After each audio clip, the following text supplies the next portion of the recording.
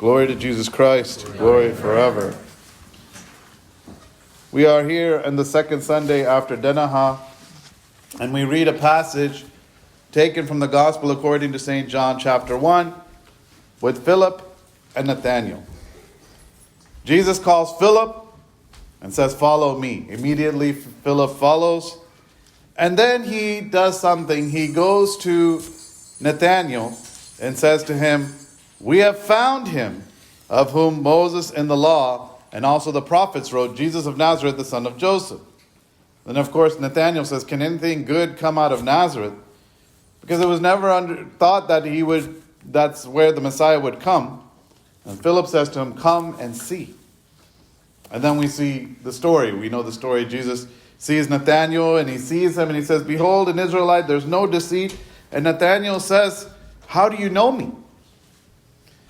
And then Jesus says, "Before Philip called you, when you were under the fig tree, I saw you." And then Nathaniel comes to believe. So we see Philip and Nathaniel coming to believe Christ. And there are two things I think I want us to just meditate on. Two phrases. One by Philip.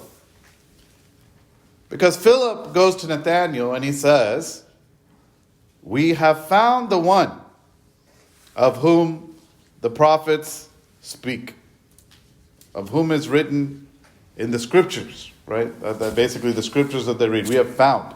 And I wanted us to understand the importance of, in spiritual life, of searching. That Philip was searching. Nathaniel was searching. It says, "We have found," right? It wasn't they just stumbled upon Jesus or they just see Jesus. They were looking for something, right? They were looking for the Messiah. And many times in our, I feel like in our spiritual life, we say, "I don't feel it. I'm going to church, but I'm not feeling anything. I pray, but there's no difference. I read the Bible, there's no difference. I'm trying to do spiritual things, but I'm fasting, but there's no difference." And I think Christ is asking us, are we looking?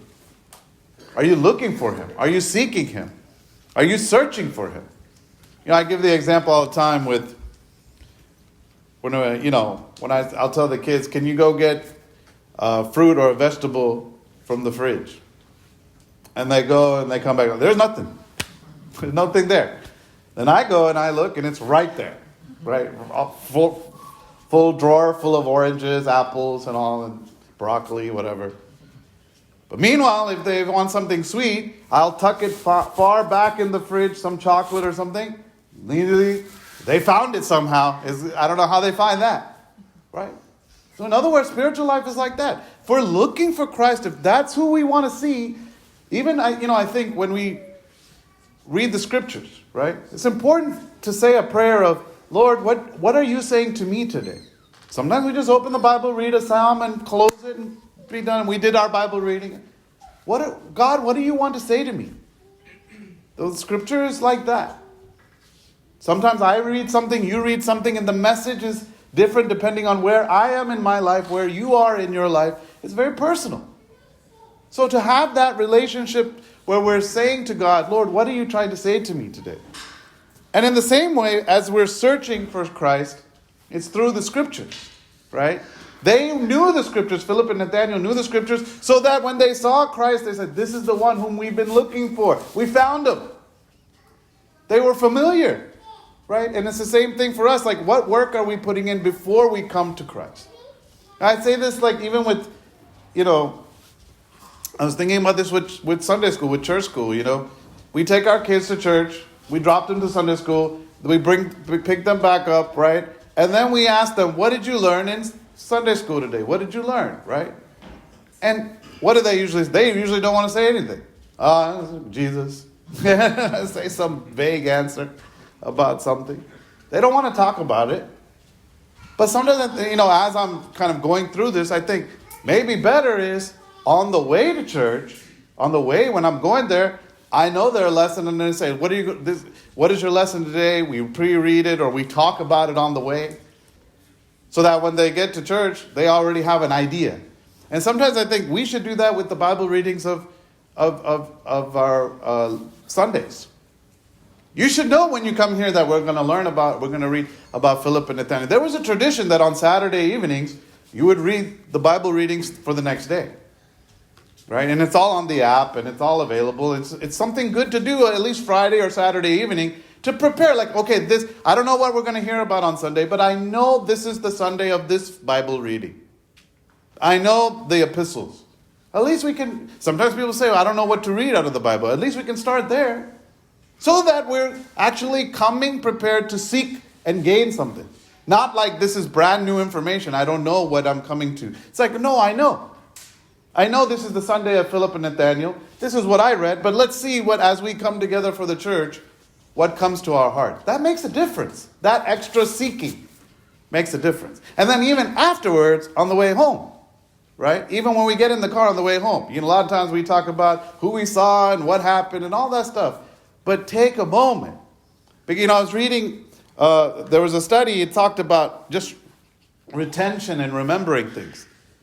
We remember 10% of what we read. Sounds about right. 20% of what we hear. So even what you're hearing right now, you might only remember 20%. 30% of what you see, 50% of what you see and hear, 70% of what you discuss with others. So 20% right now you're listening and you hear, maybe you'll get 20%. If you drive home and talk about this, you'll get 70% retention. With your kids, with your spouse, with your family, with people on the phone. What was the message today? This is what, as Christians, we need to be doing. This is the messages that we need to be sharing. This passage and just talking it out. And then, and this is why I encourage a lot of people to teach Sunday school and teach 90% of what you teach others. So if you teach this lesson, 90% you retain, right? So a lot of times we think of Sunday school as for the kids. I'm doing it for the kids. Secretly, I'm telling people because it's good for their own soul. The kids will probably forget what you said, but you won't. And that's the difference that we have to understand. That's the beauty of spiritual life. A lot of things that we think we're doing for God, we think we're doing it for other people. God is really caring about us and saying, this is for your soul. That you give to others, that you offer yourself to the church and to others and do for others. It's actually going to benefit you. And that's what Christ is looking for. Are you seeking him? And then we look at Nathaniel's response. So Philip says, we have found. That's the line that got me. We have found the one. And are we seeking the one? And are we doing the work to seek the one every Sunday? Reading, understanding, talking it out. All of that's so important. Not just coming to Kurbana going, no. There's a lot of work we have to do before, and there's discussion that we should have after to help us really have this sit in our heart. But the second part of that is when we look at Nathaniel receiving this message, Nathaniel is there, and Jesus says, behold, the one whom there is no deceit, right? And before Philip called you, I saw you under the fig tree. And Nathaniel's amazed. And he says a line, how do you know me? How do you know me? And we have to remember that as we are trying to find Christ, when we find Christ, we find ourselves. I think a lot of times we're trying to figure out, who am I? What am I about? Who am I trying to be? That's a big part of our upbringing and trying to figure out, who am I? What friends do I have? What person am I? Am I this? Am I that? And really what Christ is saying is when you find him, you find yourself. You'll find out who you're supposed to be. Who you are fulfilled to be in him. And that's what Nathaniel did. He's like, how do you know me? A couple of chapters later, this is from John chapter 1, but in John chapter 4, there's a story of the Samaritan woman at the well. It's a beautiful story. About a woman who's there at the well. She goes to draw water at the well, and it's like noontime. It's hot, right? And it doesn't really make sense. At the 6th hour at noon, why would you go draw? Like, even if you want to go out for a walk, usually take a morning walk or an evening walk. That's more what people do. Because at noontime, it's so hot. But this lady goes at noontime to go get some water. And Jesus is there. And Jesus asks for water. And she says, why do you ask me for water? Why are you even conversing with me? You're a Jew and I'm a Samaritan. We don't even talk like that. She goes, and Jesus says, well, if you knew who I really was, you would ask me for water. And I'll give you water that, you'll never thirst again. And finally she's like, I want that water. Give me this water. Give me this. She's seeking now. She's searching now. Then Christ says, okay, I'll give you this water, but go bring your husband and come. And she says, I don't have a husband. Right? And sometimes we do this with God, where we're like, we come into God, but we don't really want to face who we really are. Right? We don't want to really deal with who we really are and really to go through what we really are. We pretend, hey, I'm good. And she was doing that. She was like, I'm good. I don't have a husband. But Christ says, yeah, you said right. You don't have a husband. Because you've had 5 husbands, and the man that you're living with now is not your husband. And then she comes to realize, wow, he knows me.